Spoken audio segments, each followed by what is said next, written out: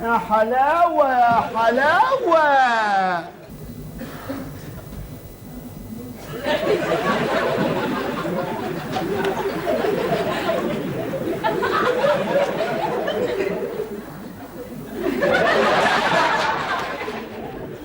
مقدمة ابن خلدون.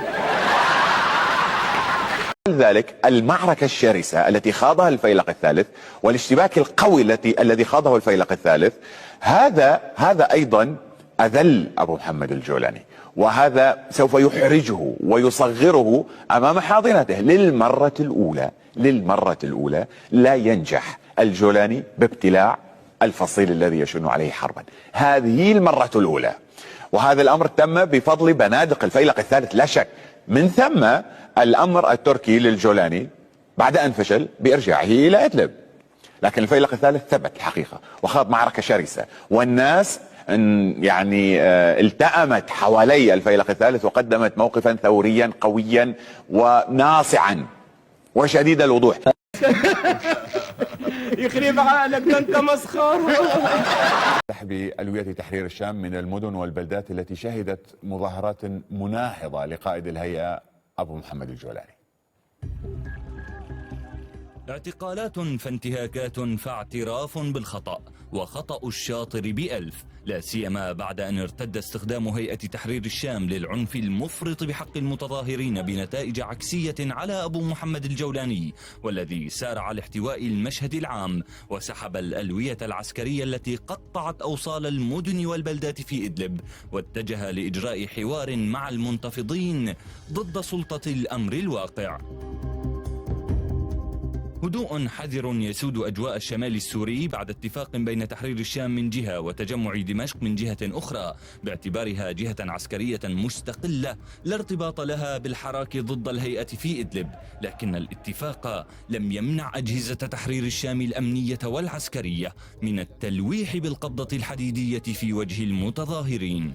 حذرنا سابقا من عدم المساس بالمؤسسات العامة بكل أقسامها. اعتقالات وحملات تخوين وانتهاكات تبعها إصدار صكوك براءة وزعت بحسب أهمية المتهم ومدى نفوذه في المنطقة، ومن ثم انتفاضة شعبية ترفض تجاوزات الأمنيين تبعها استخدام تحرير الشام للقوة العسكرية وصولا إلى اتفاق يمهد لإعادة الوضع على ما هو عليه.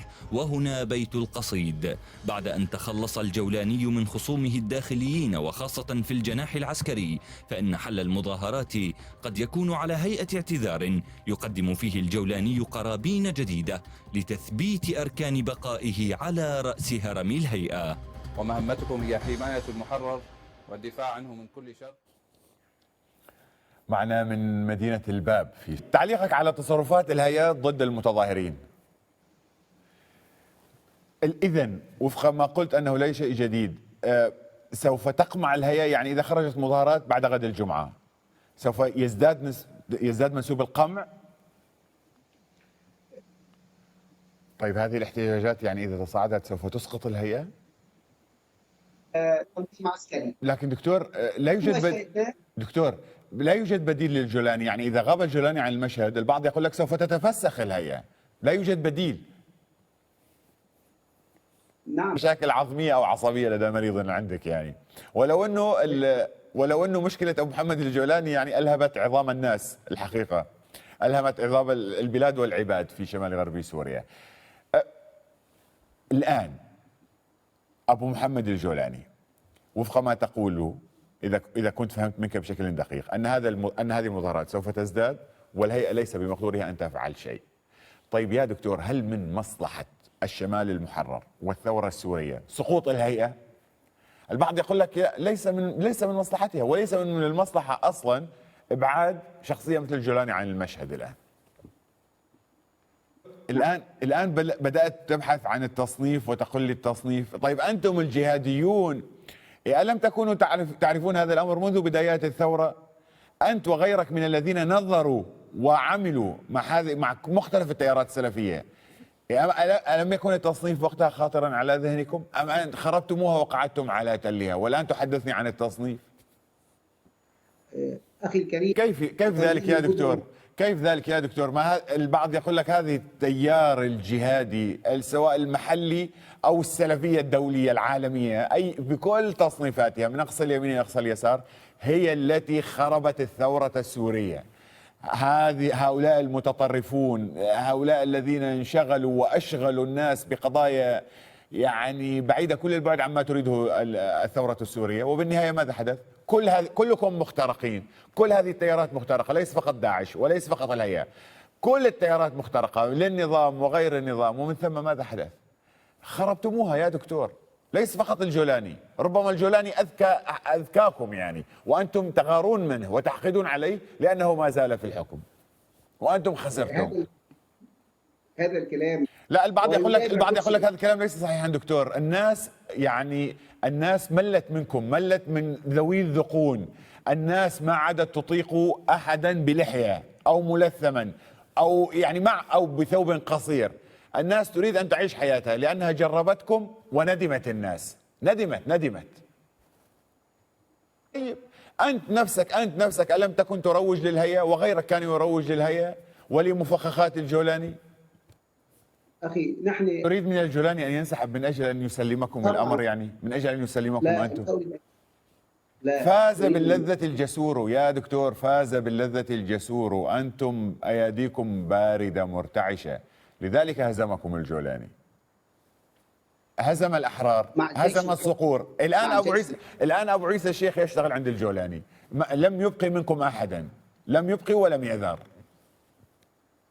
لكن الجولاني لم يخض معركة حقيقية مع التيار الجهادي، هو خاض معركة سيطرة. كيف هزم الأحرار، هزم الصقور. الآن أبو عيسى الشيخ يشتغل عند الجولاني، لم يبقي منكم أحدا، لم يبقي ولم يذر.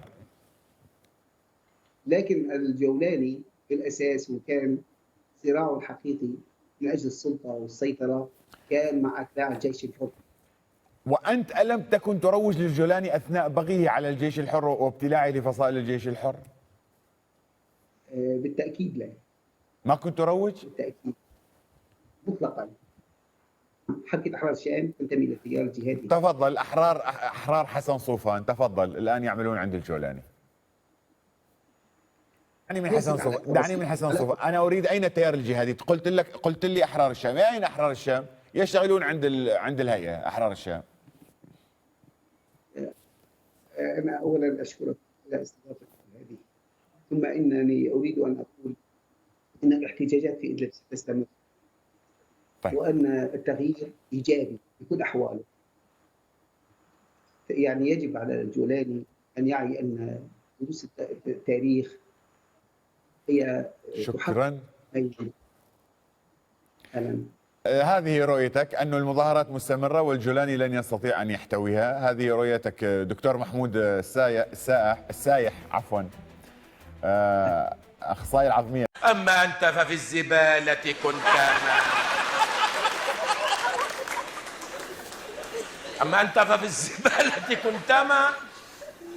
وكنت تحت السرير تفلي نفسك من القملة.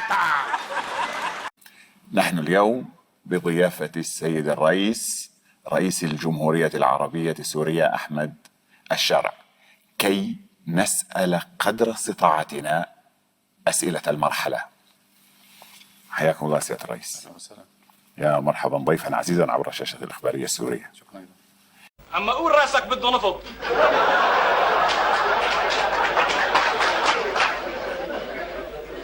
يسلم لي هالكوع.